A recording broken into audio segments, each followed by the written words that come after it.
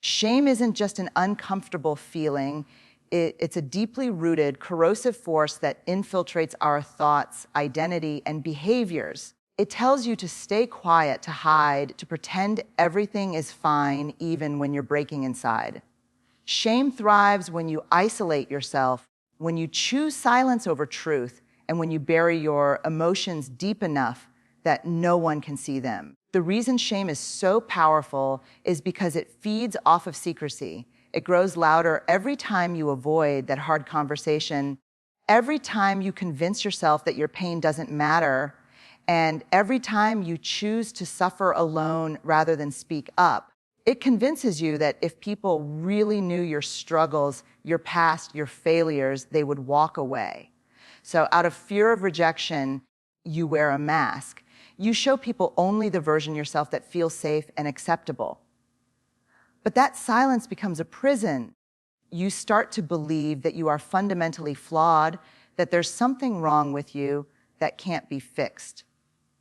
And the worst part, you start to believe that you're the only one who feels this way. That loneliness, that belief that you're uniquely broken, is where shame truly tightens its grip. Because shame convinces you that you are alone in your pain. It disconnects you from the very people who could help you heal. We live in a culture that glorifies perfection, strength, and independence.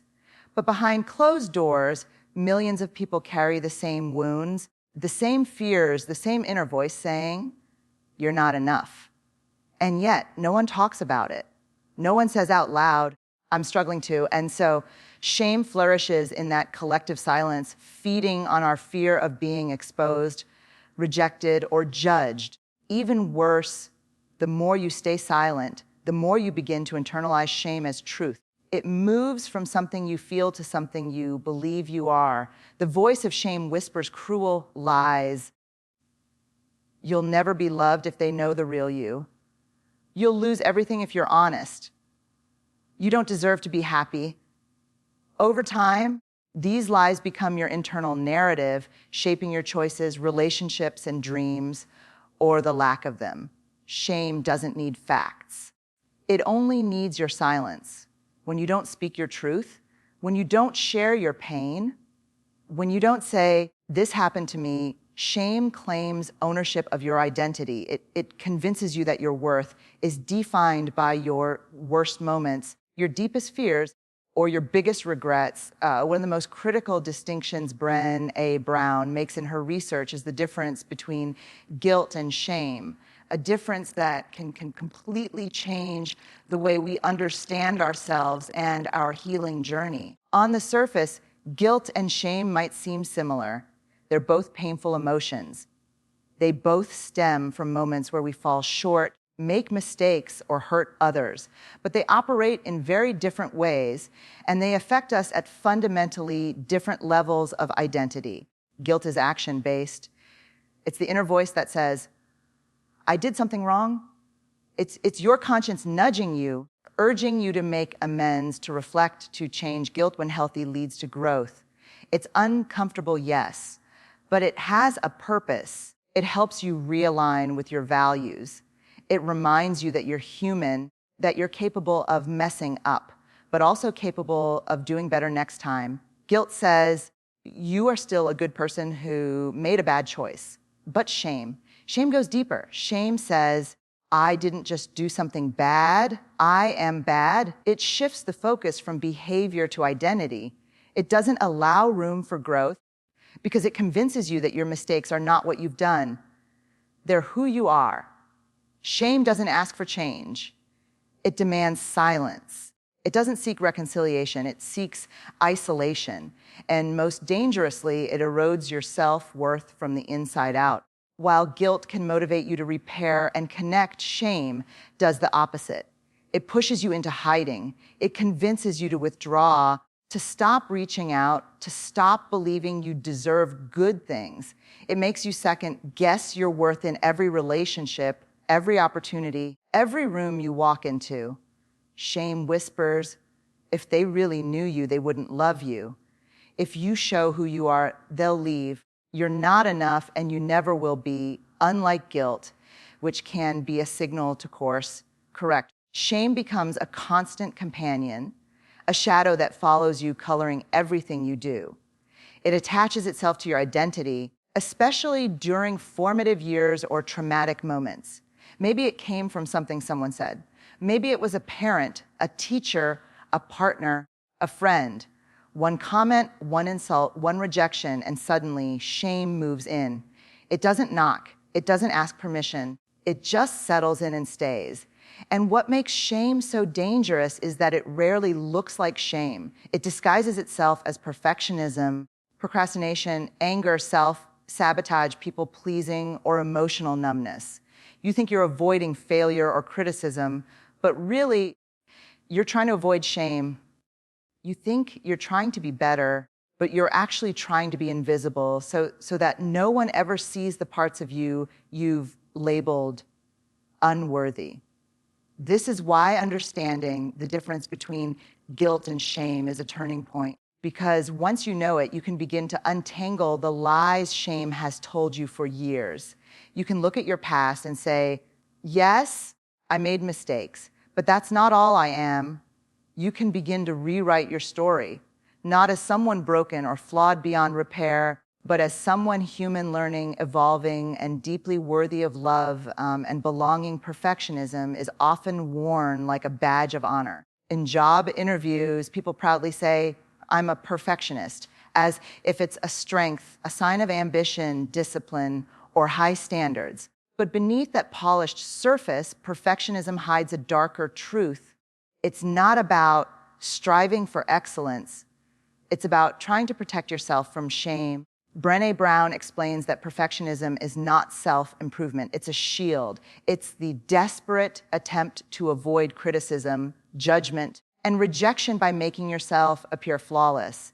It's the belief that if you can just do everything perfectly, look perfect, say the right things, be everything for everyone, then no one will ever see your flaws.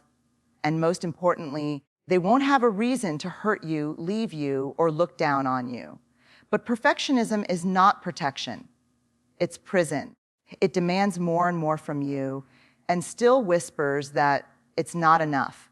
No matter how much you achieve, no matter how hard you work, that voice of shame says, you could have done better. You should have done more. You're still not enough. It becomes an exhausting chase with no finish line, where your self-worth is always just out of reach, tied to the next success, the next compliment, the next achievement. What makes perfectionism even more damaging is that it disconnects you from authenticity. You become so focused on managing how you're perceived that you start hiding your true self, your vulnerability, your struggles, your real thoughts and feelings. You trade honesty for approval. You silence your truth to fit into someone else's expectations. And slowly, you begin to lose touch with who you really are underneath all the performance. Perfectionism also leads to procrastination and paralysis. You're so afraid of making a mistake that you delay starting anything at all. You get stuck in the mindset of, if it's not going to be perfect, why even try? Opportunities pass, creativity gets stifled, and your potential stays dormant, all because shame convinces you that failing means you're a failure. That making a mistake will expose you as not good enough, and that exposure would be unbearable. Perfectionism also damages relationships. When you're driven by fear of judgment, you put walls around your heart. You might look successful or put together on the outside, but you're terrified of being truly seen. You fear intimacy because deep down, you're convinced that if someone gets close enough, they'll discover the parts of you that you're trying to hide, and when they do, they'll leave. So you perform, you please, you pretend, and you miss the opportunity to be loved for who you truly are, not who you're pretending to be. What's even more painful is that perfectionism is often born in childhood. Maybe you were praised only when you excelled. Maybe you were shamed for making mistakes. Maybe love felt conditional, given when you succeeded and withheld when you failed. Over time, you learned that being perfect was the only way to be accepted, safe, or worthy.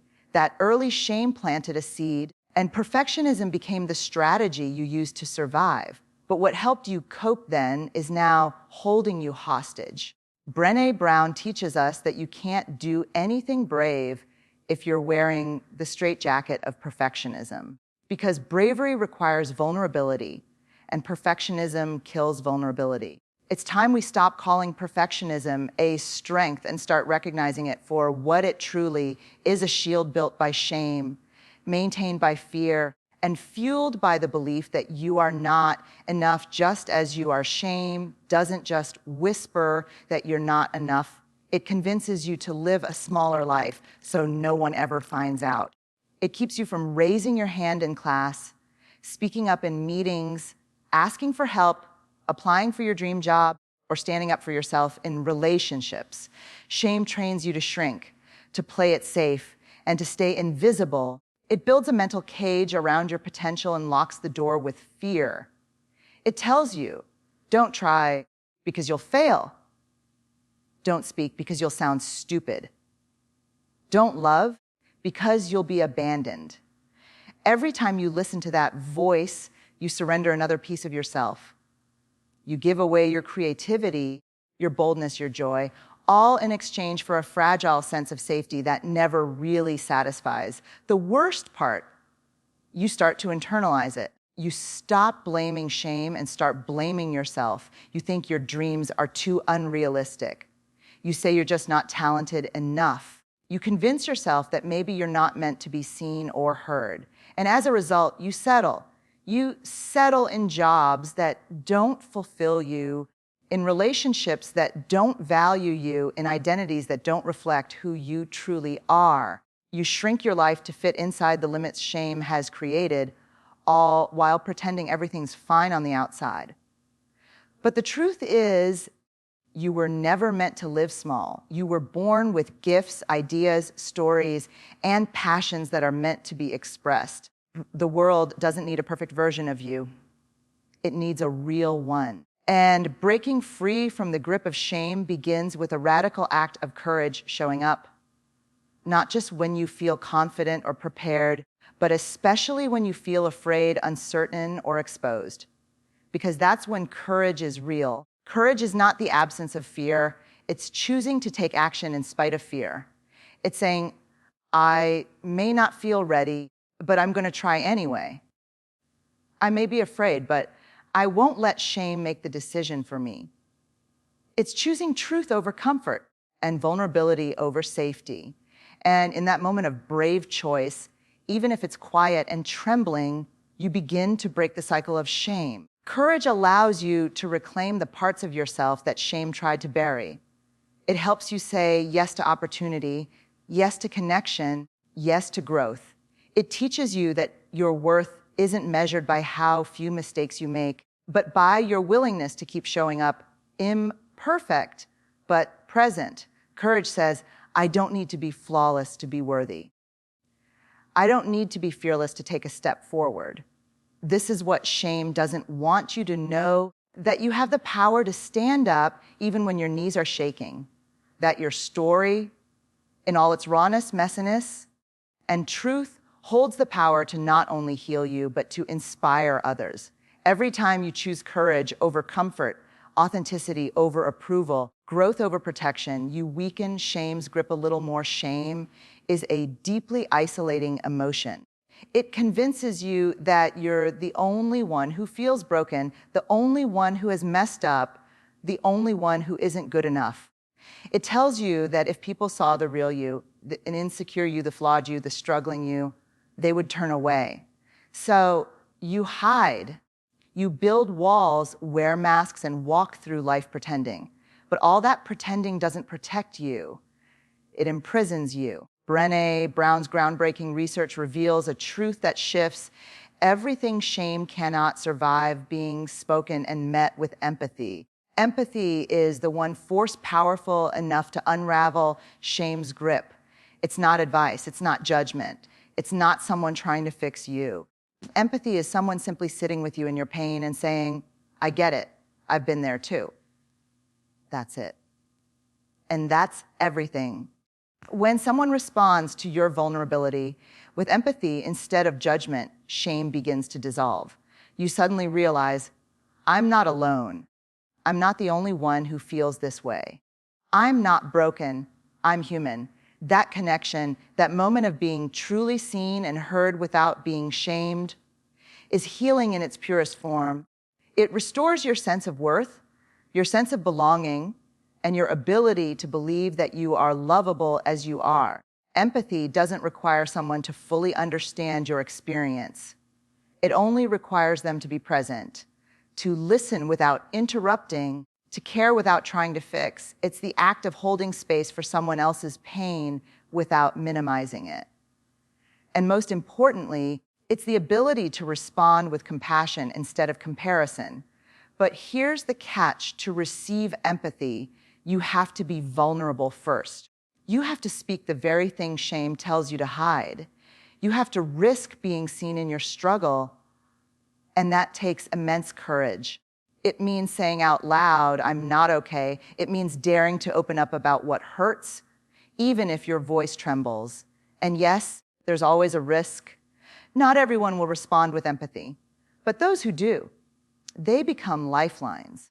They become reminders that connection is possible, even in the darkest places. What's equally powerful is learning to offer empathy to others and to yourself. Self-empathy is often the first step. It means learning to respond to your own mistakes and pain with kindness instead of harshness. Instead of saying, what's wrong with me? You start to say, of course I feel this way. This is hard. I'm doing my best. When you practice self-empathy, you stop fueling the shame cycle inside your own mind.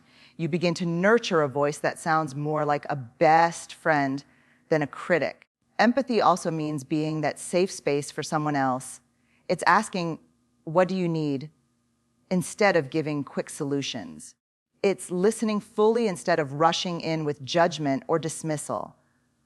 When you become a source of empathy for others, you create a ripple effect. You show people that it's safe to be real. You make it safe for others to share their truth. And in doing so, you slowly begin to dismantle a culture built on shame and silence. Shame cannot survive empathy because empathy restores the connection that shame tries to destroy. It reminds you that your pain doesn't make you unworthy. It makes you human. And when you share that pain with someone who holds it gently, you begin to remember that you are not too much, not too broken, not too flawed to be loved or accepted. We live in a world that teaches us to only share the highlight reel, to show the polished, filtered, curated versions of our lives. We're taught to hide the pain, the shame, the failure, and anything that might seem messy or imperfect. As a result, many people move through life believing that their story, especially the parts that feel broken, complicated, or painful, doesn't matter. But Brene Brown's work calls this belief what it truly is, a lie rooted in shame. The truth is this: your story matters, every part of it, especially the parts you've been told to bury, especially the moments you thought disqualified you from love, respect, or belonging. Shame tells you that your wounds are a weakness, but they're actually proof that you've survived. The struggles you've walked through are not stains on your worth. They're the threads of resilience that make your story powerful. We often wait to speak until we feel healed or fixed or perfect. But healing doesn't happen in silence. It happens in honesty. It happens when you stop apologizing for what you've been through and start owning it with courage. Your story doesn't need to be tied up in a neat little bow to be meaningful. The mess, the uncertainty, the in-progress chapters, they all matter because they are real, and real is what people connect to. When you begin to own your story, shame starts to lose its power. What once felt like a source of pain becomes a source of purpose. You begin to realize that your story isn't something to be hidden. It's something to be shared because someone else out there is struggling with the same battles and wondering if they're the only one. When you tell your truth, you become a mirror for someone else's healing. You become a light in someone else's darkness. Owning your story is not easy. It means confronting the chapters you'd rather skip. It means revisiting the moments where you felt unlovable, unseen, or not enough. It means resisting the urge to rewrite or erase the truth just to make others more comfortable. But in doing so, you reclaim your narrative. You shift from being a passive character in your life to being the author, one who writes with honesty, bravery, and compassion. Your story also includes your voice, and your voice matters. It matters when you speak about mental health, when you talk about trauma, when you challenge shame-based silence. It matters when you raise your voice for justice, for healing, or even just to say, this is who I am. There is someone out there who needs your words, not because you have all the answers, but because you've dared to speak them out loud. What shame wants more than anything is to keep you quiet. It wants you to believe that your past defines you, that your scars disqualify you, that your pain must be hidden to be accepted. But that's not true. Every scar, every setback, every broken piece is part of your strength. Your story isn't less worthy because it's imperfect. It's more powerful because it's real. And the moment you start owning all of it, the good, the bad, the raw, and the real, you take back what shame tried to steal: your voice, your truth, and your power to connect with others. We often grow up believing that vulnerability is weakness, that showing emotion, admitting fear, or expressing need makes us fragile, exposed, or broken. We're taught to keep it together, to be strong, to never let them see us sweat. But what Brene Brown discovered through years of research is both radical and life-changing. Vulnerability is not weakness. It is strength in its rawest, most authentic form. It is not the thing that makes us small. It is the very path that leads us to our greatest power. Vulnerability is the willingness to be seen truly, fully, and without the guarantee of how others will respond. It's choosing to show up with your whole heart, even when you're afraid. It's being honest about your emotions, your dreams, your failures, and your deepest needs. It's taking off the armor that shame told you to wear and saying, this is me. I'm not perfect, but I'm real. That level of openness takes incredible courage. Vulnerability is what allows you to fall in love, to create art, to speak your truth, to take risks, and to pursue the life you actually want, not the life you think others expect from you. Without vulnerability, you're stuck in self-protection mode, constantly trying to control outcomes and avoid judgment. But when you step into vulnerability, you step into a space where connection, growth, and transformation become possible. The world tells us to be invulnerable, to toughen up, to numb out, to hide behind sarcasm, performance, or perfection. But the price of that kind of emotional armor is high. It keeps you from forming real connections. It makes you feel alone, even in a crowd. It robs you of joy because you can't selectively numb emotions. When you numb fear and sadness, you also numb love and happiness. Vulnerability is what allows you to live a life that's emotionally rich and meaningful. And yes, vulnerability is risky. You might open up and get hurt. You might speak your truth and be misunderstood. You might put your work into the world and get rejected. But those are the costs of a life lived fully. As Brene says, vulnerability is the birthplace of love, belonging, joy, courage, empathy, and creativity. It's not just part of life. It's the very foundation of everything that makes life beautiful. Vulnerability also requires immense self-trust. It's the belief that you can handle whatever comes after you show up. It's telling yourself, even if I fail, I won't fall apart. Even if they don't respond how I hope, I'll still be okay. Even if I'm disappointed, I will not regret showing up with my whole heart. That's where real power lies, not in the outcome, but in the decision to show up anyway. Being vulnerable doesn't mean spilling everything to everyone. It means being intentional about who you share with and knowing the difference between oversharing for attention and opening up for connection. It means creating space for others to do the same, to feel safe being seen in their truth because you were brave enough to go first. When you choose vulnerability, you're not choosing fragility. You're choosing honesty, integrity, and courage. You're saying, I'd rather be real and risk rejection than live a life that isn't mine. You're taking back your right to be fully human, and in doing so, you give others permission to do the same. Vulnerability is not a crack in your strength. It is the doorway to your most authentic, powerful, and liberated self.